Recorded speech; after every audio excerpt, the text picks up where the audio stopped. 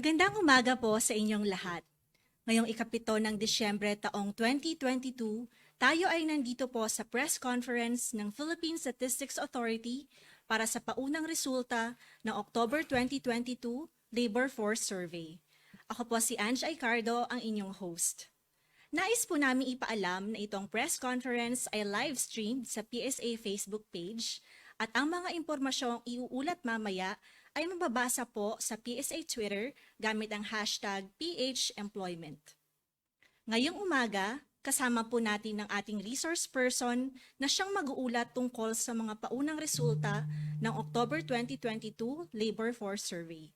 Ikinararangal ko pong ipakilala sa inyo ang ating resource person, si PSA Undersecretary Dr. Dennis S. Mapa, National Statistician and Civil Registrar General.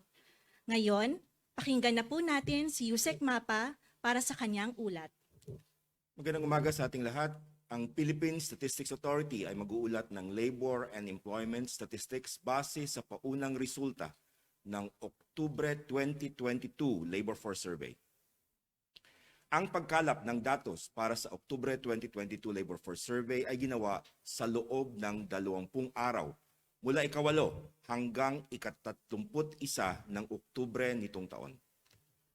Nitong Oktubre 2022, 43,641 ang total sample households na na-survey ng Philippine Statistics Authority.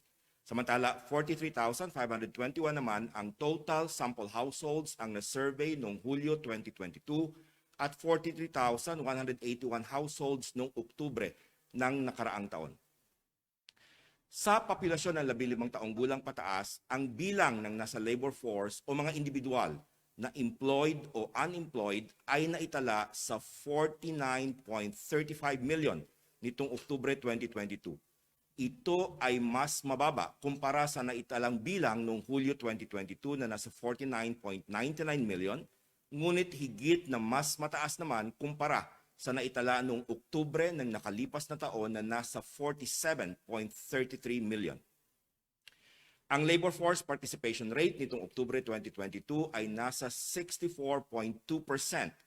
Ito ay mas mababa sa naitalang labor force participation rate noong Hulyo 2022 na nasa 65.2%, ngunit higit na mas mataas naman sa naitala noong Oktubre na nakalipas na taon na nasa 62.6%. Nitong Oktubre 2022, ang employed persons o bilang ng mga may trabaho o negosyo ay naitala sa 47.11 million. Ito ay mas mababa ng mga 285,000 kaysa sa naitala noong Hulyo 2022 na nasa 47.39 million. Ngunit mas mataas naman kumpara sa bilang noong Oktubre 2021 na nasa 43.82 million. Ang employment rate nitong Oktubre 2022 ay nasa 95.5%. Ito ay tinatayang mas mataas kaysa sa naiulat noong Hulyo 2022 na nasa 94.8% at higit naman na mas mataas kumpara noong Oktubre 2021 na nasa 92.6%. Ang unemployed persons o bilang na nasa labor force na walang trabaho o negosyo nitong Oktubre 2022 ay nasa 2.24 million. Ito ay tinatayang mas mababa sa 2.6 million noong Hulyo 2022 at higit na mas mababa rin kumpara noong Oktubre 2021 na nasa 3.5 million. Ang unemployment rate ay naitala sa 4.5%. o 45 sa bawat 1,000 na individual na nasa labor force ang walang trabaho o negosyo nitong Oktubre 2022. Ito ay mas mababa kumpara sa naitala noong Oktubre 2021 na nasa 7.4% at noong Hulyo 2022 na nasa 5.2%. Ang bilang naman ng underemployed nitong Oktubre 2022 ay tinatayang nasa 6.67 million. Ito ay mas mataas ng 130,000 kung ikukumpara sa naitalang bilang ng underemployed noong Hulyo 2022. Makikita ring mas mababa ito ng 371,000 kumpara sa bilang ng underemployed noong Oktubre ng nakalipas na taon. Ang underemployment rate nitong Oktubre 2022 ay tinatayang nasa 14.2%. Ito ay mas mataas kumpara sa nai-report noong Hulyo 2022 na nasa 13.8%, ngunit mas mababa kumpara noong Oktubre 2021 na nasa 16.1%. Kung atin namang susuriin ang mga datos ayon sa kasarian, sa buwan ng Oktubre 2022, ang labor force participation rate ng mga kalalakihan ay nasa 74.9%. Ito ay mas mataas sa labor force participation rate ng mga kababaihan na nasa 53.3% lamang. Nitong Oktubre 2022, ang employment rate ng mga kalalakihan ay nasa 95.5%, ay makikitang bahagyang mas mataas kaysa sa naitalang employment rate para sa mga kababaihan na nasa 95.3%. Samantala, 4.5% o 45 sa kada 1,000 na kalalakihan naman na nasa labor force ang walang trabaho o negosyo nitong Oktubre 2022. Ito ay mas mababa sa unemployment rate ng mga kababaihan na nasa 4.7%. Sa mga employed na kalalakihan nitong Oktubre 2022, 15.9% sa kanila ay matatawag na underemployed. Higit na mas mataas ito kumpara sa underemployment rate ng mga kababaihan na nasa 11.7%. Kung atin namang susuriin ang datos sa mga reyon, nitong Oktubre 2022, ang reyon ng Bangsamoro Autonomous Region in Muslim Mindanao o BARM ang nakapagtala ng may pinakamataas na labor force participation rate na nasa 73.9%. Sa kabilang banda, ang Region 5 o Bicol Region ang may pinakamababang labor force participation rate na nasa 58.7%. Nitong Oktubre 2022, ang BARM lamang ang nakapagtala ng pagtaas sa labor force participation rate kumpara sa naitala noong Hulyo 2022.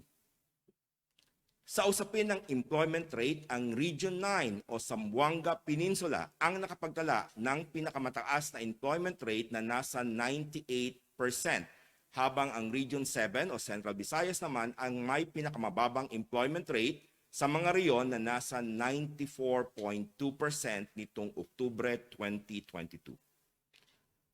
Kumpara noong Hulyo 2022, 4 na reyon ang nakapagtala ng pagbaba sa employment rate nitong Oktubre 2022. Ito ay ang Region 2 o Cagayan Valley, Region 7 o Central Visayas, Region 11 o Davao Region at Caraga Region.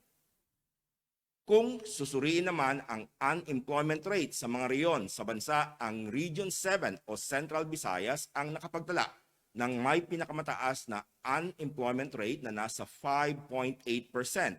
Samantala, ang Region 9 o Zamboanga Peninsula ang nakapagtala ng may pinakamababang unemployment rate na nasa 2.0% nitong Oktubre 2022. Nitong Oktubre 2022, 6 na reyon ang nakapagtala ng unemployment rate na mas mataas kumpara sa national average na nasa 4.5%. Ito ay ang National Capital Region, Region 3 o Central Luzon, Region 4A o Calabarzon, Mimaropa Region, Region 6 Western Visayas at Region 7 Central Visayas. Sa buwan ng Oktubre 2022, ang Soc-Sargen Region ang nakapagtala ng may pinakamataas na underemployment rate na nasa 24.0%, habang ang National Capital Region naman ang may pinakamababa na underemployment rate na nasa 7.4%. Kumpara noong Hulyo 2022, mapapansin na nitong Oktubre 2022 ang pagtaas ng underemployment rate sa 9 na reyon. Ito ay ang Region 2, Region 3, Region 4A, 5, 7, 8, 9, 11 at Region 12. Kung ang datos ng pangunahing sektor naman ang ating titingnan nitong Oktubre 2022, ang services sector pa rin ang nananatiling bumubuo sa may pinakamalaking bahagi ng labor force na may 59.2% share. Kasunod dito ang agriculture sector na may 22.5% share at ang industry sector naman ay may share na 18.3%. Kung ikukumpara ang mga estimates ng subsector nitong Oktubre 2022 sa Hulyo 2022, ang mga subsector na may pinakamalaking pagtaas sa bilang ng may trabaho o negosyo ay ang mga sumusunod. Transportation and storage may dagdag na 239,000. Ito ay mula sa other passenger transport by land katulad ng taxi operations, airport shuttles, jeepney and Asian utility vehicle operation, tricycles and pedicab operation, public utility cars and taxi cab operation, freight transport gaya ng truck for hire and freight truck operation. Pumangalawa ang manufacturing na may dagdag na 174,000 at base sa datos na kolekta ng Philippine Statistics Authority, tumaas ang bilang ng empleyo sa manufacture of plastic products, men's and boys' garments manufacturing at ready-made garments manufacturing. Pangatlo, ang education na may dagdag na 108,000. Mula naman ito sa general secondary education, primary elementary education at pre-primary preschool education for children without special needs. Pang-apat, ang administrative and support service activities may dagdag na 102,000.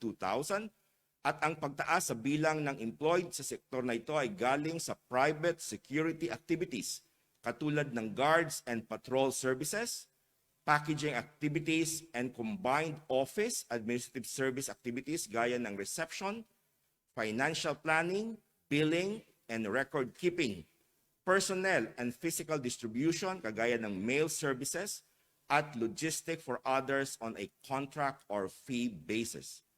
At ang panglima ay ang construction na may dagdag na 54,000 at mula ito sa construction of buildings katulad ng complete residential or non-residential buildings on own account for sale or on a fee or contract basis, building completion and finishing at site preparation. Kung ikukumpara naman ang estimates sa mga subsector nitong 2022 sa 2021 Oktubre, ang mga subsectors na may pinakamalaking pagtaas sa bilang ng may trabaho o negosyo ay ang mga sumusunod.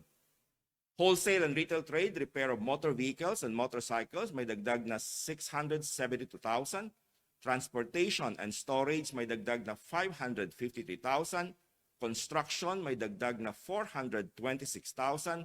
Accommodation and food service activities may dagdag na 407,000. At administrative and support service activities na may dagdag na 366,000. Sa kabilang banda, ang mga subsectors na may pinakamalaking pagbaba sa bilang ng may trabaho o negosyo kung ikukumpara ang datos sa Oktubre 2022 sa Hulyo 2022 ay ang mga sumusunod. Agriculture and forestry may bawas na 511,000 at mula ito sa planting, transplanting, and other related activities, growing of paddy rice, and growing of banana. Pangalawa, ang wholesale and retail trade, repair of motor vehicles and motorcycles may bawas na 289,000 at mula ito sa retail sale via mail or telephone orders, house or via internet, catalog and wholesale and retail of food, beverages, and tobacco. Pangatlo, ang Public Administration and Defense, Compulsory Social Security may bawas na 122,000 at base sa datos, ang pagbaba ay mula sa General Public Administration activities tulad ng Executive and Legislative Administration of Central, Regional, and Local Bodies. Pang-apat, ang Arts, Entertainment, and Recreation may bawas na 52,000 at mula ito sa Creative, arts and entertaining activities gaya ng production and promotion of and participation in live performances, events, or exhibits. Dito rin pumapasok ang activities of amusement parks at gambling and betting activities. Panglima, ang real estate activities na may bawas na 31,000 at mula ito sa renting or leasing activities of residential properties, real estate activities on a fee or contract basis at real estate buying, developing, subdividing, and selling. Samantala, ang mga subsectors na may pinakamalaking pagbaba sa bilang ng may trabaho o negosyo kung ikukumpara ang datos mula sa Oktubre 2022 sa Oktubre 2021 ay ang mga sumusunod. Agriculture and Forestry may bawas na 197,000, Human Health and Social Work Activities may bawas na 54,000, at Water Supply, Sewerage, Waste Management, and Remediation Activities na may bawas na 52,000. Kung susuriin naman ang mga employed ayon sa class of workers, ang wage and salary earners ang nanatiling bumubuo sa may pinakamalaking bahagi ng employed na nasa 62.6%.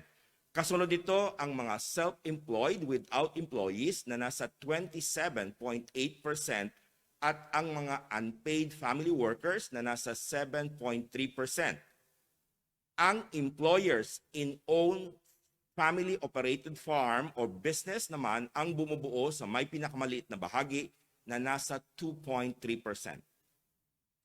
Nitong Oktubre 2022 na itala sa 40.2 hours ang average hours work in a week ng mga manggagawa o may negosyo.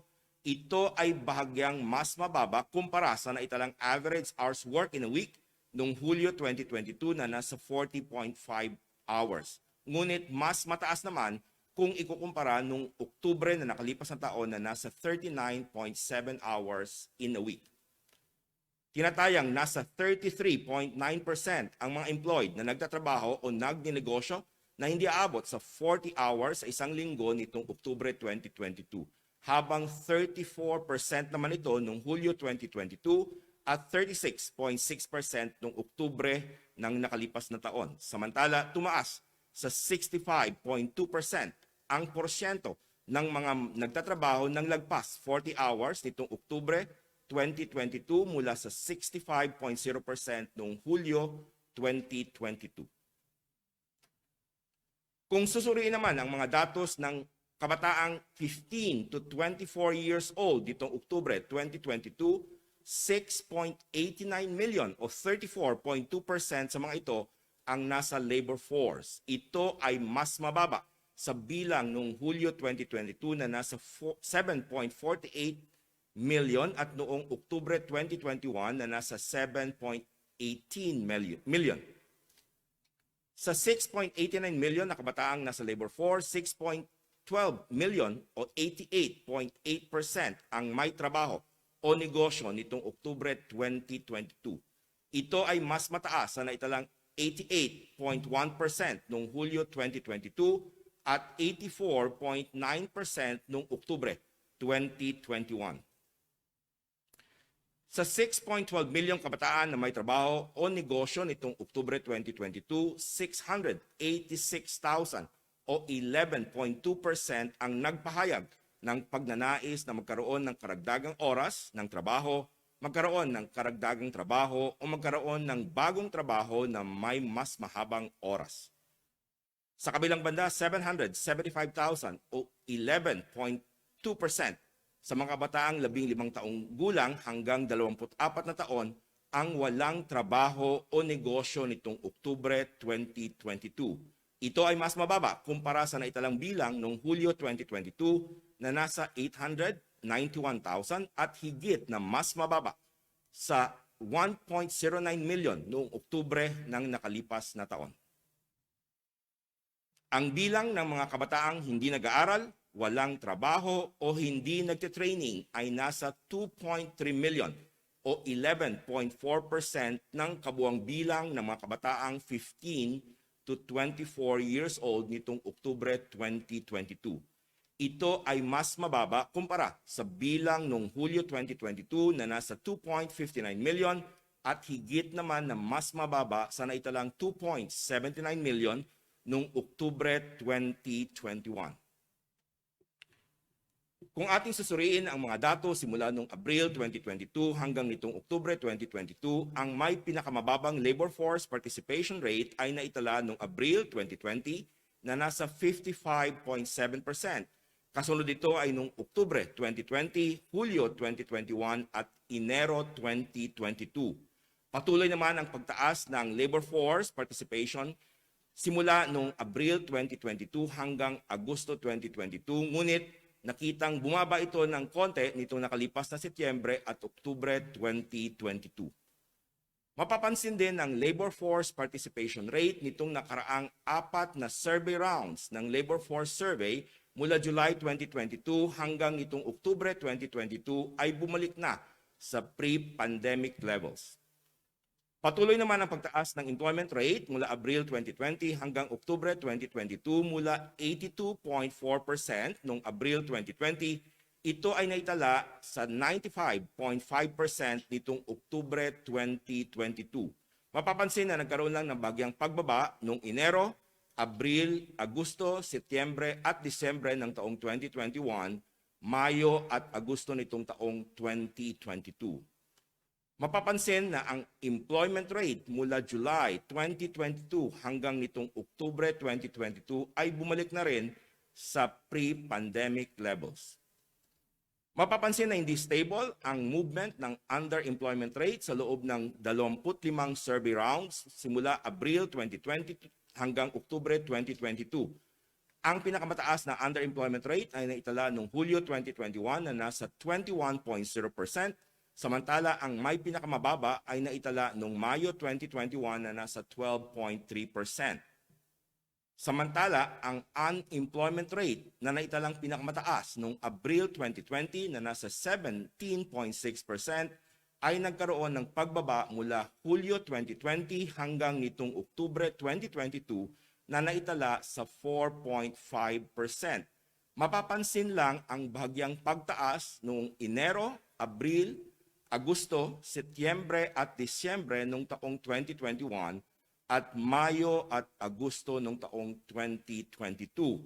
Mapapansin na bumalik na rin sa pre-pandemic levels ang unemployment rate sa bansa simula noong Hulyo 2022. Dito nagtatapos ang aming pag-uulat sa paunang resulta ng Oktubre 2022 Labor Force Survey. Ang Philippine Statistics Authority ay malugod na nagpapasalamat sa inyong pakikilahok sa press briefing na ito. Magandang umaga sa ating lahat. Maraming salamat po, Yusek Mapa, sa pagbahagi sa amin ng mga paunang resulta ng October 2022 Labor Force Survey. Matapos po natin marinig ang ulat ni Yusek Mapa, narito na po tayo sa bahagi ng Open Forum.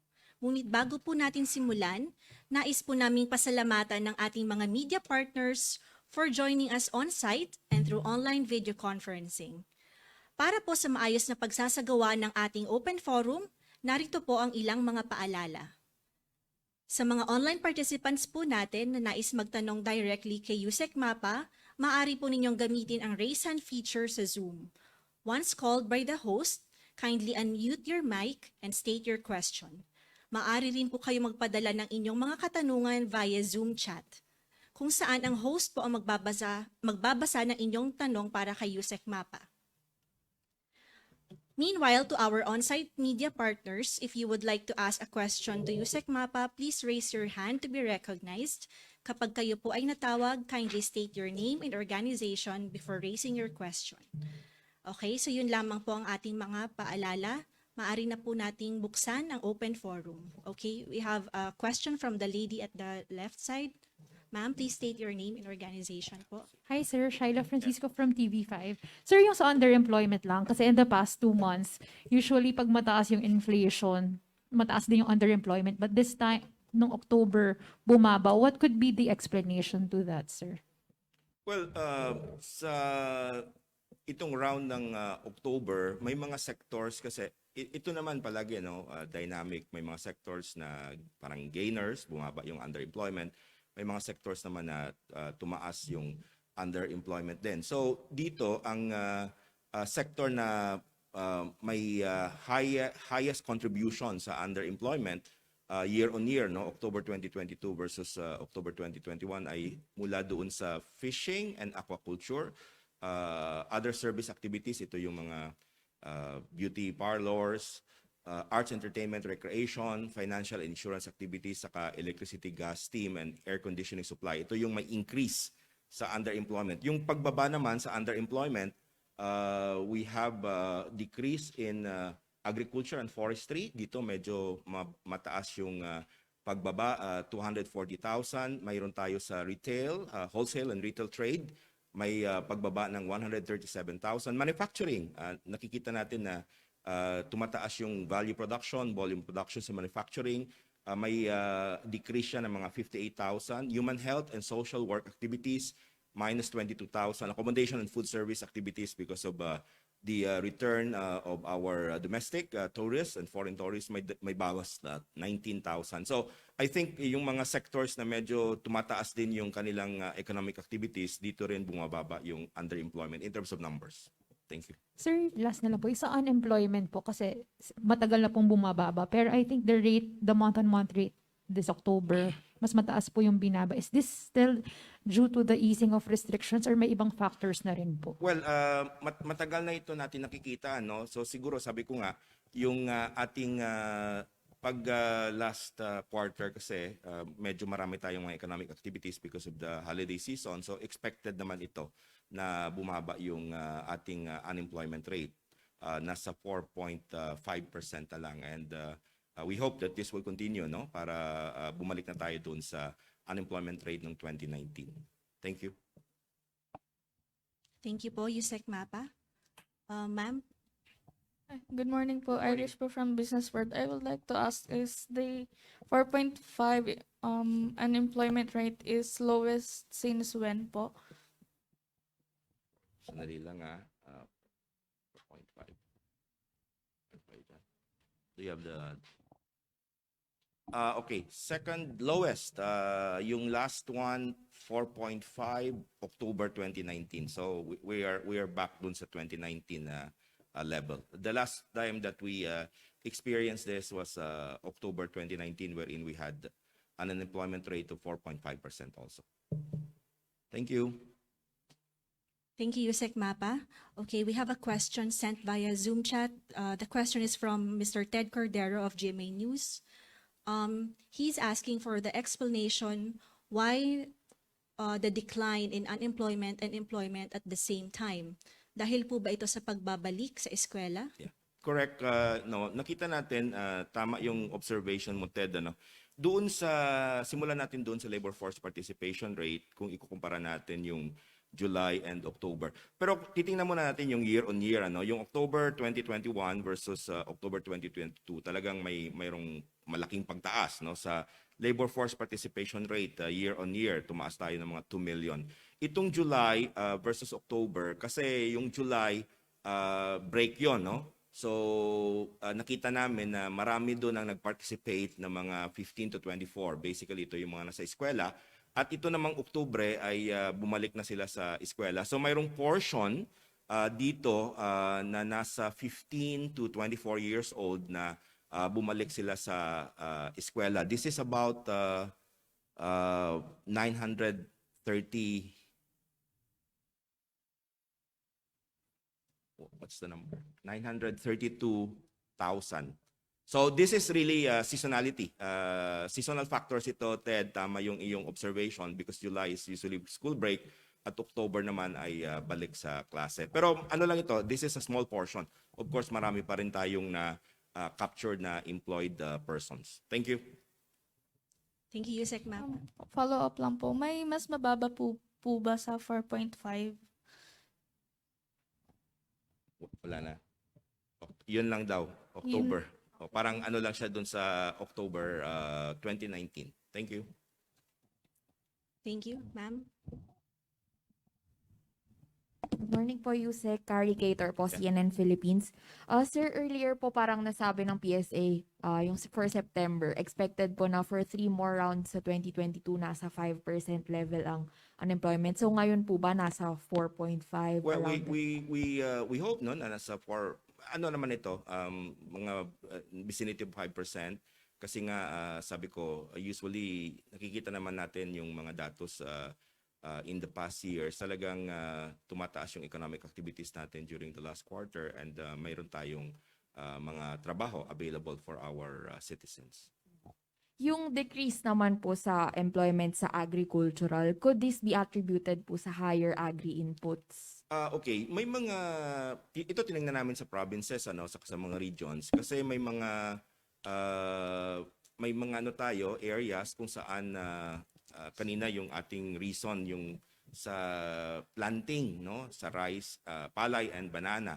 So may mga regions kung saan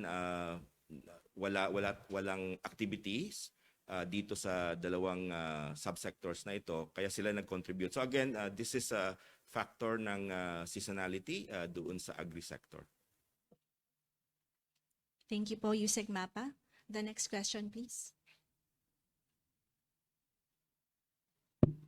Good morning, Yusek. Warren de Guzman, ABS. Sir, in terms of yung annual average, full year average, malapit na ba tayo dun sa 2019 level? Okay, thank you Warren. Yung ating unemployment muna no kasi ito naman yung ating gustong i-track. Yung January to October average natin na unemployment rate ay nasa 5.6%. So itong 4.5 nag-contribute siya doon. If you recall last survey round nasa 5.8%. So bumaba siya ng 5.6% ngayon na noong January to October. Yung ating kumbaga baseline ng 2019 is 5.1%. That was the average full year unemployment rate in 2019. In terms of number, ang ating average unemployed persons nitong January to October 2022 ay nasa 2.76 million. Kung titingnan natin, of course, malaking improvement dito kumpara noong average ng full year 2021 na nasa 3.7 million. 2020 na yun yung pinakamataas, 4.5 million unemployed.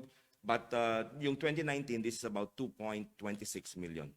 So if you compare it versus 2019, medyo mataas pa ng mga 500,000, more or less. Thank you. Thank you po, Yusek Mapa. Dumako naman po tayo sa mga tanong na pinadala via Zoom chat. The question is from Ms. Kai Ordinario of Business Mirror. Okay, she has two questions. The first question, when was the lowest unemployment rate before 4.5%? And perhaps when did this occur? The second question regarding hours worked. There were more people who worked over 40 hours. Is this on trend to what usually happens during this time of the year? Okay, dun sa first question mo, Kai, parang yung series ko kasi na quarterly na simula 2005 ano. So yung nakikita ko lang wala nang mas mababa except nga yung parang kapareho niya yung October 2019. But I will check prior to 2005 because this is what I have right now. The data shows that this is the same as the 2019 and seems to be the lowest since 2005. On the second question on the 40 hours, we expect, as I've said, this is a factor due to ating holiday season. So we have a lot of extended hours ating mga malls and even yung mga shops. No? So this might contribute to that. But we will be tracking if this will follow itong November round at saka yung last round natin in December. That would validate that observation. Thank you. Thank you po, Yusek Mapa. The next question is from Ms. Eileen Mencias of Abante. She has two questions. The first question, does the PSA have data on wages beyond that of the minimum wage? Second question, would you know if wages are rising or falling and which sectors do we see increases or decreases in salaries? Mayroon tayong nakokolect na data, although hindi ito available sa ngayon, pero baka later pwede naming ipadala. Mayroon tayo dong mga average wages kasi yung salary and wages in particular. So may mga sectors tayo. So nakikita natin, ito hindi pa to kasama yung October round, but in the past we are also tracking this. May mga sectors tayo na tumataas. Ang isa naalala ko yung ICT, medyo tumataas yung kanilang average wage, Average wage and the median wage. Let's say 2021 versus the average of 2022. Sa banks, ganun din. Of course, may mga pagbaba rin at ito ay nakikita rin natin. But right now, Eileen, unfortunately, I don't have the specific data. But we have that. We can share that to you perhaps later. Thank you. Thank you po, Yusek Mapa. Yung year. I think the year is report. Okay, do we have other questions for Yusek Mapa? Ms. Alex? I would like to ask for the year-to-date data for unemployment rate, underemployment, and Okay. labor force. Yung all right, yung let's start with the labor force participation. For a while. So January to October of 2022, our average is now 64.3%. That's the full year average. Ito tumataas na ito talaga kasi in terms of numbers, this is about 76.5 million. That's the labor force participation. And yung employed persons, yung employment rate natin, January to October, this is about 94.4% already. And in terms of number, this is about 46.4 million average. And if you compare this with the full year 2021, talagang malaking jump na. Yung 2021, just for comparison, is about 44 million. So employed persons, parang nagdagdag na siya ng 2.4 million year on year, no, at least at hanggang October. For underemployment, our full year, our average now, January to October, is 14.4% underemployment rate. And the full year 2021 is 16%. So this is a reduction. In terms of number, the average numbers of underemployed is about 6.67 million, January to October. And if we compare this with the full year 2021, this is lower. Full year 2021 is about 7 million. And lastly, the unemployment rate, as I mentioned kanina, the average for January to October is 5.6%. In terms of number, this is 2.76 million. Comparing it with full year 2021, the unemployment rate is 7.8%. In terms of number, 3.7 million. So medyo may pagbaba na rin ng mga close to 1 million. Thank you. Thank you, Yusek Mapa. The next question is sent via Zoom chat. The question is from Ms. Eileen Mencias. She's asking, which regions did not plant rice and banana? Follow-up question for rice, how will this impact on rice production going forward? Aileen, hindi naman sinasabi na hindi sila nagplant. No? Mayroon lang seasonality kasi may timing yon in terms of the planting. So pwede na mayroong tayong mga farmers na nagplant pa rin pero hindi ganun karami. So ito yung nakikita natin na may reduction sa empleo. Thank you. Thank you po, Yusek Mapa. Do we have other questions to Yusek Mapa? Okay, it seems wala na pong tanong for our resource person. So we will now close the open forum. But before we end today's press conference, may we request our media partners to please accomplish a short evaluation form. The link is sent via Zoom chat. The form will be helpful for us to get your feedback on the conduct of this press conference. Muli nais po naming pasalamatan kayong lahat sa pakikinig at pagsali po sa press briefing ng paunang resulta ng October 2022 Labor Force Survey. Sana'y patuloy po ninyong suportahan ang mga activities ng Philippine Statistics Authority. Muli, ako po si Ange Icardo ng PSA. Maraming salamat at magandang araw po sa inyong lahat.